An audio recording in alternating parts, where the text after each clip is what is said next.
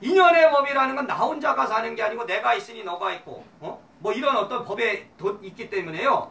봐, 여러분의 아버님, 어머님이 예를 들어 돌아가셨다면 천상에 올라갔는데 아라한이 안 됐고 중풍 하품에 갔다면 그 조상들이 여러분한테 자식 걱정 안 할 것 같아요? 죽어도 걱정하는 거야. 죽어도 천상에 가갖고 또 중풍 하품에 간 조상들은 아이고 내 자식 어떡하나. 그러니까 죽어서 저승에 안 간 귀신은 뭐냐면 아예 미련과 집착을 갖고 자연의 세계인 천상에 안 가고 내가 너무나 집착이 강하기 때문에 저승문이 닫혀버리니까 못 가는 거고, 저승에 갔어도 거기에서 중풍 아픔에 가 있는 사람은 여러분한테 끝없이 영파를 보내. 예를 들어 몸이 아파서 돌아가셨는데 그 돌아가신 분이 천상에 갔어도 그 아픔을 그대로 갖고 있습니다. 그러니까 고쳐야 돼요. 고쳐.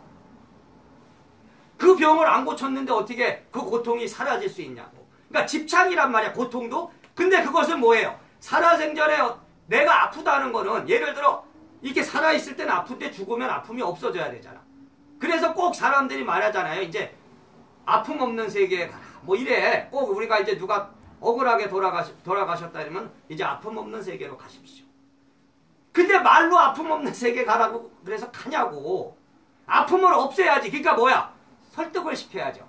당신은 이미 육체를 벗어났고 아픔이라는 건 실체가 없다. 고통이라는 건 뭐냐? 육체를 가졌기 때문에 오는 겁니다. 이 육체를 갖고 사니까 인간계의 병이라는 건, 질병이라는 것은 인간한테 준 어떤 천연 같은 하늘의 벌이란 말이야. 그러면은 죽었어도 말하자면 이 고통을 느끼든 암 걸려서 살던 사람이 죽었는데 암이 싹 없어지는 게 아니란 말이에요. 암의 고통이라는 걸 느꼈기 때문에 죽어서도 암의 고통을 갖고 있다고. 그러기 때문에 그것을 치료해야 된다. 그게 영적 치료를 해야지 낫는 거지. 그게 의사들이 이게 메스제 갖고 째 갖고 약 바른다고 낫겠냐는 거죠. 그러니까 그것이 아주 중요한 겁니다. 그것을 바로 넋두리개라 합니다. 넋두리개. 사실은 여러분이 한이 많다. 이거 뭐야? 여러분이 살아가면서 고난이 있고 내가 마음대로 안 되니까 그게 한이잖아. 그죠? 근데 그 한은 누구 한이냐면요, 여러분 개인의 한이 아니고 조상의 한이라고. 여러분의 아버지와 어머니의 한이야. 내 한만이 아니고. 그러기 때문에 넋두리를 푼단 말이야. 끝없이 말을 해. 그래서 나는 넋을 혼이라고 두리를 말이라고 표현하거든요. 혼의 말이야. 그러니까 무속인들은 굿이라는 게 뭡니까? 간단한 거야. 어떻게 보면 뭐 영가를 실으는 거잖아. 그 조상을 실어서 몸에다 실어서 말하는 거지. 한을 푸는 거지. 근데 뭐 이제 장군이 들어오면 이제 신이라고 봐서 뭐 장군 신이 왔으니까 장군 옷을 입고 장군 신을 또 풀어주면 그 장군이 나한테 성부를 주고, 뭐 선녀가 오면 선녀복을 입고 온갖 옷을 입죠. 그죠? 뭐 칠성이면 칠성 옷을 입어야 되고 산신이 오면 산신 옷을 입어야 돼. 근데 그게 색이잖아요. 색. 형식이지, 형식. 사실은 원래 오리지널한 이 불법이라든지 이 무속도 자연의 법에 도달해야 된다고. 자연의 세계에 가야 돼요, 원래는. 그러니까 색을 벗어나야지. 그리고 무색계로 갔어도 여러분이 색을 벗어난 무색계 천상에 가도 거기에는 부품의 세계, 내 조상이 어디에 가 있는지를 봐야 돼. 근데 여러분이 이게 삼계라는 게 아주 복잡하게 설명돼 있어요, 불계. 근데 저는 저의 해석론이야, 이게. 화강의 해석론이다. 간단하게 욕계, 색계, 무색계. 그냥 욕계라는 것도 원래 욕망의 세계를 인간계로 부르지만 나는 욕계는 귀신, 죽어서 저승에 안 간 아수라계고, 색계는 우리 인간의 삶, 여기에 살아가는 세상, 무색계는 바로 이 죽었을 때, 내가 없어졌을 때, 이 육체가 없어졌을 때 올라가는 세계. 근데 그 무색계 안에 여러분이 무색계 가면은 다 끝났나? 다시 윤회라는 이 엄연한 이 우주의 진리 안에 있기 때문에 계속 나고 죽는 또 생사를 반복하니까 뭘 해야 되냐? 공색계까지 가셔야지. 아라한이 돼봐. 무아에 되게. 그럼 뭘로 오냐? 원력으로 온다. 원력. 업력은 뭐예요? 업력은 태어나기도 싫은데 그냥 오는 거예요. 인연의 법에 따라서 여러분이 그냥 태어나기 싫은데도 막 태어날 수밖에 없는. 그러기 때문에 고통받는 거고, 원력이라는 건 뭐냐면요, 뜻 마음대로 오는 거예요. 마음대로. 여러분이 태어나고 싶은 세상을 선택하고 언제쯤? 스스로 온다는 거지, 스스로. 업력에 끄달리지 않고 자기 스스로 태어남을 결정하고 또 태어나서 법을 펼치는 게 무아의 세계에 도달했던 아라한들이다. 근데 여러분이 아라한도 있잖아요. 부처가 아닙니다. 그거를 분명히 깨달아야 돼. 아라한도 다시 이 원력으로 오는 것뿐이지. 원력으로 와서 다시 태어나는 것뿐이지 부처님은 절대 아니에요. 그러니까 부처가 된다는 거는 아라한을 뛰어넘어서 그 위에로 가야 돼. 그러면은 그게 참 어려운 거죠. 공이라는 거에 도달해도요 남아있다는 거지. 80% 저는 공의 세계에 도달하면은 모든 번뇌망상을 80% 벗어난 것이다. 그러니까 부처의 불성에 도달한 것은 아니다. 이거 완전한 부처가 됐을 때는 더 100%가 돼야죠. 말 그대로 100%. 그러면은 여러분 안 태어난다. 다시 윤회하지 않는다. 윤회. 그러니까 석가모니 부처가 말한 것이 윤회를 벗어나는 거잖아요. 윤회를. 그렇기 때문에 오늘 제가 이 육계라는 것을 책에는 써놨지만 법으로 이렇게 설하는 것은 아마 처음 정도 될 것 같아요. 그래서 3계계고 3계에 고통받는 모든 중생을 내가 편안케 구하겠다 이랬단 말이야. 근데 저는 6계 고통받는 중생이다. 근데 여기서 6계라 그랬을 때 예를 들어 3계라는 게 그러니까 욕계, 색계, 무색계고 그죠?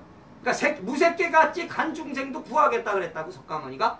근데 6계에서 제가 6계 중생이라면은 자 공색계, 4계가 공색계고 무변계, 5계, 6계를 청정법계라면 사실은 5계와 6계는 구할 게 없죠. 그죠? 거기가 바로 무변계와 청정법계는 부처의 세계로 볼 수 있기 때문에 그럼 4계라고 볼 수 있어. 4계.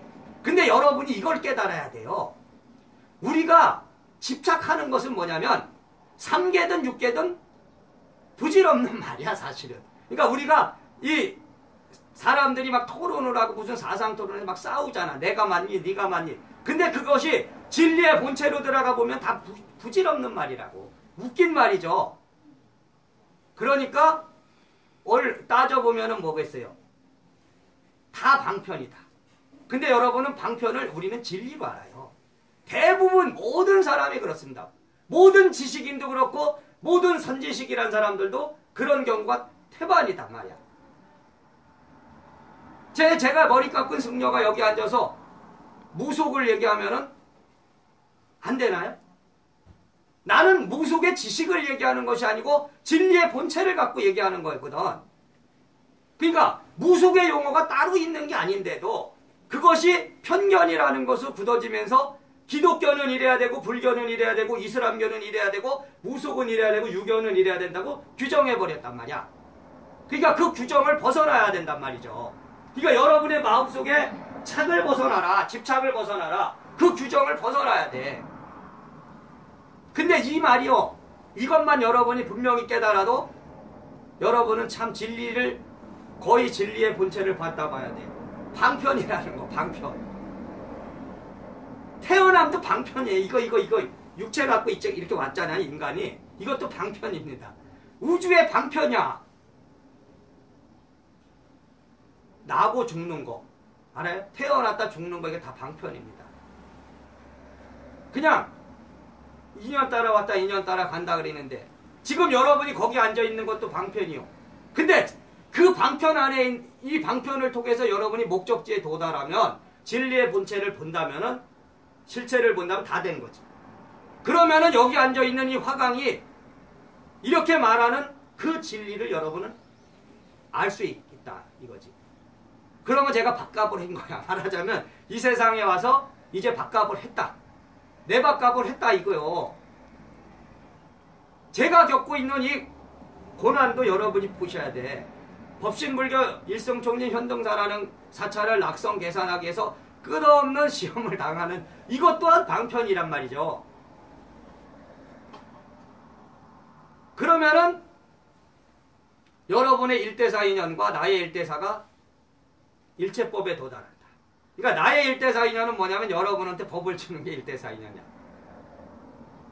여러분의 인연 따라오면은 출가스님, 출가법사, 유발법사, 포교사, 수행불자 뭐 이렇게 구분해 주는 거. 그리고 구분만 해준다고 되나요? 거기에 따라서 수행법을 가르쳐 주는 거 자, 수행법을 가르쳐주는 게 중요한 거 아니고 그 수행을 통해서 여러분이 목표, 여러분의 일대사에 도달해주는 게 나의 목표라 이거지. 그러니까 그걸 깨달아야 된다. 그래서 사실은 저는 그래. 진리는 먼데 있지 않은 거야. 그게 성경의 말씀하고 똑같은 겁니다. 진리는 먼데 있지 않아 아주 가까이 있습니다. 그러나 단지 못 볼 뿐이지. 그러니까 여러분이 못 보니까 헤매고 돌아다니고 온갖 팔만대장경을 읽고 온갖 도서를 그 책을 읽어도 결국은 하나밖에 없어. 그래서 사실 천상천하 유아독존 삼계계고 아당 안지라는 그것만 알아도 사실은 깨달은 거고요. 여러분이 제가 말하는 이것이 아주 간단해 보여도 만약에 6도윤회, 5도윤회, 뭐 3도윤회 이런 것만 하셔도 제가 5대양 6대주라는 것은 인간은 5만 년 동안 6도윤회 한다는 법이 5만 년 5대양 6대주라는 법이다. 5대양 6대주가 있다 그랬잖아요. 세계는 이 세상에는. 그러니까 여러분은 5만 년 5만 년 동안 우리는 계속 6도윤회 하는 삶을 사는 거요. 그것을 선천이라 하고 다시 후천이와 후천, 선천과 후천이 개벽 이렇게 돌아가서 선천개벽, 후천개벽. 그러면은 후천개벽도 5만 년, 선천개벽도 5만 년. 그래 10만 년이란 말이에요. 근데 10만 년에 끝나는 것이 아니고 걔도 끝없이 돈다. 그러니까 근데 이것도 방편입니다. 그러니까 개벽이란 말도 실체화시키면 안 되고 개벽이라는 것도 존재의 변화가 아니고 마음의 변화다. 제가 늘 얘기하잖아요. 그러니까 가장 중요한 것은 진리라는 말이 아니요. 진리라는 말을 뛰어넘고 여러분이 말과 글을 뛰어넘어서 진리에 도달하는 것. 지금 여기 앉아있은 여러분의 어떤 일대사 인연 안에 다 마음이 있고 그 마음 안에 여러분과 나의 일대사가 있다. 그러니까 오늘의 부처님 오신 날은 의미를 여러분의 본성을 찾는 날, 여러분이 본성이 태어나는 날, 그걸로 깨쳐야 된다. 그러니까 여러분은 다시 우리는 끝없이 태어나야 됩니다. 다시 태어나야 돼. 부활은 그거야, 부활. 예수 그리스도가 죽은 지 사흘 만에 다시 살아났다는 것은 자기의 본성을 찾았다. 그러니까 욕망, 죽음이라는 것은 바로 이 욕망을 벗어나는 겁니다. 죽음을 통해서 우리는 욕망을 벗어나고 그 욕망을 벗어나서 본성을 회복하면 부활이야. 육체를 갖고 태어나는 것이 아니고 우리는 여러분의 마음의 실체가 그런 욕망의 죽음을 통해서 다시 태어나면 여러분은 부활하는 삶을 사는 것이다. 부활절이 바로 오늘 말하자면 석가모니 탄신일 법신 탄생일이 여러분한테는 부활절과 같을 수 있는 겁니다. 끝없이 여러분은 다시 태어나야 된다. 그러면은 여러분은 부활하는 삶을 살 수 있다. 여러분이 단순하게 부처님 오신 날 여기 연등 달고 이렇게만 생각하지 마시고 연등도 마음의 불을 밝히라는 것이고요. 그래서 그런 일대사를 분명히 깨달으시고 이제 관욕이라는 것도 제가 누누이 설명했지만 저건 물의 본성을 여는 것이다. 물이라는 것은 바로 기운 기자요. 그것을 인연이라 하고 불성이라 한다. 그러니까 여러분의 일대사 인연을 찾는 것이 그런 의식이 저런 관욕의식이라는 걸 잘 아시고.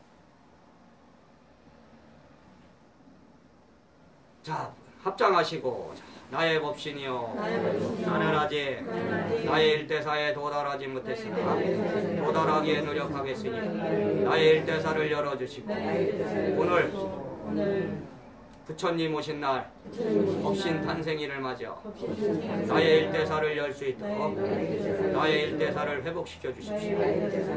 예, 이거는 이제 마지막으로 제 공지사항을 하나 안내해 드리면 이제 제가 이제 현등사를 낙성 계산하려고 많이 노력을 했습니다. 낙성이라는 건 뭐냐면은 완전히 사찰을 다 지면은 그걸 낙성이라 부릅니다. 원래 절에서. 그래서 낙성식이라 하죠. 근데 계산이라는 거는 산문을 열었다 해서 어떤 새로운 법을 전하는 그런 사찰을 여는 거, 그런 거를 계산이라 합니다. 그래서 낙성 계산을 같이 부르는데 참 이게 법신의 시험이 많죠. 그래서 작년에 원래 4월 7일 날 제가 땅을 샀습니다. 원래 350평을 샀죠. 근데 그 땅도 알고 보면은 뒤에 있는 288평을 써먹을 수 있는데 앞에 땅은 길로 써야 되는 땅이었어요. 근데 이제 법신이 나에게 이제 줄 어떤 법매관에서 한 300평 정도가 내가 이제 필요하기 때문에 이제 그래도 한 288평만 돼도 되니까 그 땅을 사서 이제 거기다 절을 지으려고 이제 했는데 이제 사고 보니까 이제 절을 질 수 없는 그런 땅이었기 때문에 지금 1년 정도가 또 지났잖아요. 그죠? 근데 이제 그 땅이 또 팔렸어요. 그래갖고 여러 자리를 제가 이제 보러 다녔어. 근데 지금 이제 이렇게 다녀보니까 멀리 갈 수는 없고 그래서 이제 가까이 막 찾아보다 보니까 땅값이 비싸. 말하자면 이쪽 뭐 성모우리까지 내가 찾아봤는데 지금 이제 내가 할 수 있는 어떤 여건에서는 300평 이상을 300평 정도 사기가 어렵더라고요. 한 200평 좀 200평 정도밖에 살 수 있는 그게 안 되더라고요. 이거 왜냐면 땅을 사서 끝나는 문제가 아니고 거기다 또 져야 되고 이런 문제가 있다 보니까 근데 이제 땅 하나를 이제 계약하려고 그랬었는데 월요일 날 계약하려고 이제 말이 다 됐는데 이제 토요일 날 뭐 그 사람이 뭐 다른 사람한테 팔았다 그래갖고 뭐 가계약금 받았다 해서 그게 무산되고 이제 어쨌든 돌아다니다가 지금 도사리 이제 통진읍 도사리에 대지가 이제 300평이고 건물이 2층 집이 있습니다. 그래서 60평 정도 돼요, 집이. 그러니까 1층이 34평에 2층이 뭐 20몇 평 해갖고 그걸 제가 이제 샀어요. 계약을 했죠, 계약. 아직 잔금은 치르지 않았는데 그래서 이제 그걸 뭐 샀다 해서 끝난 건 아닌데 조금 더 지을 수가 있는 그런 되고 땅이 이제 보다 보니까 여기는 김포는 이제 군사보호시설이 많이 돼 있어요. 근데 거기는 또 위탁지역이더라고. 그러니까 이제 군사동의를 안 받아서 되는 지역이면서 원래 4층까지는 질 수 있는 지역입니다. 4층까지. 그리고 이제 건폐율은 20%밖에 안 되지만 용적률이 100%니까 원래 따지면은 300평에 240평을 질 수 있다는 소리거든요. 이론상으로. 근데 이제 지금 그 집이 있는 상태에서 어쨌든 제가 이제 그걸 사게 됐어요. 근데 이제 제가 여태껏 이렇게 이제 처음에 현등사라는 사찰을 열면서부터 지금까지 이렇게 살아온 걸 보면은 쉽게 되질 않아. 말하자면 어떤 절실함까지 도달해서 막판이 돼야지 되더란 말이에요. 여태껏 보니까. 그래서 이제 풍무동에서 정말 감정동 갔다가 여기 이제 북변동 왔죠. 제가 근데 이제 자주 옮기는 사람은 아니죠. 그 감정동에서도 내가 옮기려고 옮긴 게 아니고 거기가 이제 아파트 들어오면서 어쩔 수 없이 내가 이쪽으로 왔고 여기도 지금 7, 8년이 된 거예요. 제가 보니까 2009년 12월인가 와서 그래서 근데 그걸 지금 이제 그걸 사서 사긴 샀는데 이제 거기에 1층하고 2층에 다 임대인이 들어있어서 그쪽을 또 내보내야 제가 들어갈 수 있는 그런 거고 그리고 이제 여러 가지를 이제 이렇게 몇 년 전부터 내가 많이 돌아다녀 봤기 때문에 대충 이쪽 김포의 이제 어떤 시세들을 아는데 대지가 처음에 마음에 들어서 내 300평이 다 대지로 돼 있다는 거 그게 이제 괜찮더라고요 보니까 그리고 집이 일단 있다는 거랑 뭐 그런 거랑 해서 했고 아마 이제 또 이제 계속 이제 시작을 해서 법당도 새로 져야 되고 뭐 그런 문제점들은 있어요. 근데 이제 제가 이 완성이라는 것은 제가 10개의 정각에 들어갈 부처님하고 그 탱하하고를 조성해 놨어요. 그러니까 10개라도 근데 이제 뭐 이렇게 하나의 공간에 뭐 2-3개 정도의 정각은 안 칠 수가 있기 때문에 그러니까 어쨌거나 거기에 10개의 정각을 다 안 쳐야지만 내가 법이 끝나는 거지 따져보면은요. 그러니까 어쨌든 그런 걸 아시고 근데 이제 이것이 모든 것은 어떤 법신의 인연법으로 제가 지금까지 해왔기 때문에 앞으로도 마찬가지야. 근데 이제 시험은 계속 되고 있습니다. 그러니까 걸포동 땅 판지도 내가 이제 지금 두 달은 아직 안 된 것 같고 어쨌든 그렇게 됐는데 이제 자리는 또 금방 안 나와.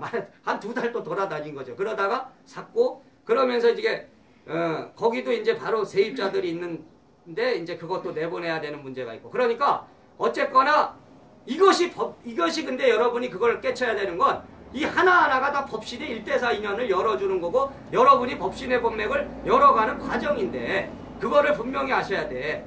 그러기 때문에 이것이 모두가 여러분과 나의 1대4 인연법의 동참법이라는 건 동고동락이라 해서 같이 고생을 하고 같이 즐거움을 나눈다. 동고동락법이란 말이에요.